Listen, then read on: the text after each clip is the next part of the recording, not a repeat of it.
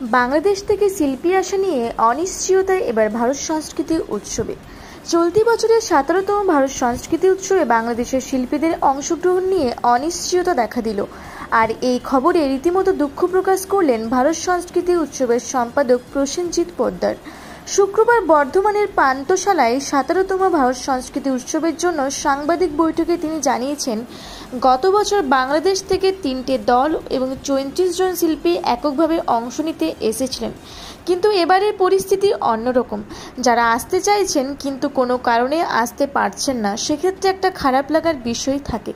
যদিও অনলাইনে প্রতিযোগিতায় অংশ নেওয়া যায়, তারা সে আবেদনও জানাচ্ছেন। প্রসেনজিৎ বাবু জানিয়েছেন, দ্রুত পরিস্থিতি স্বাভাবিক হোক এবং সেখান থেকে শিল্পীরা আসুক, এটা আমরা চাই।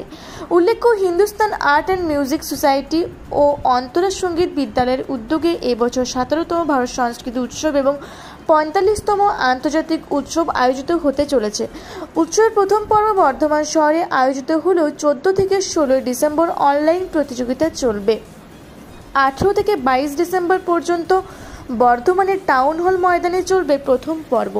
এরপর 24 ডিসেম্বর রিসরা ভলিবল গ্রাউন্ডে এবং 25 থেকে 30 ডিসেম্বর কলকাতার ক্যালকাটা ব্লাইন্ড স্কুল হল ও ময়দান এবং শরৎ সদন বেহালায় সকাল 10টা থেকে রাত 10টা পর্যন্ত এই প্রতিযোগিতা হবে। মঞ্চ উপস্থাপনা এবং ভার্চুয়াল পদ্ধতিতে একক, দ্বৈত ও সমবেতভাবে এই প্রতিযোগিতা হবে। সঙ্গীত, যন্ত্রসঙ্গীত, নৃত্য, অঙ্কন এবং আবৃত্তি বিষয়ে প্রতিযোগিতা হবে। এবছর 20 থেকে অক্টোবর ইউরোপ মহাদেশে প্যারিস, সুইজারল্যান্ড, জার্মানি এবং হল্যান্ডে ভারত সংস্কৃতি যাত্রা অনুষ্ঠিত হবে। তিনি জানিয়েছেন, 46 জনের সংস্কৃতি প্রতিনিধি দল যাচ্ছে। 5 থেকে 9 সেপ্টেম্বর 145 জন সংস্কৃতি প্রতিনিধি দল থাইল্যান্ডে ভারত সংস্কৃতি যাত্রায় অংশ নিতে যাচ্ছে। অন্যান্যদের মধ্যে এদিন এই সাংবাদিক বৈঠকে উপস্থিত ছিলেন অরূপ দাস, শ্যামল দাস, দেবেশ ঠাকুর প্রমুখরা।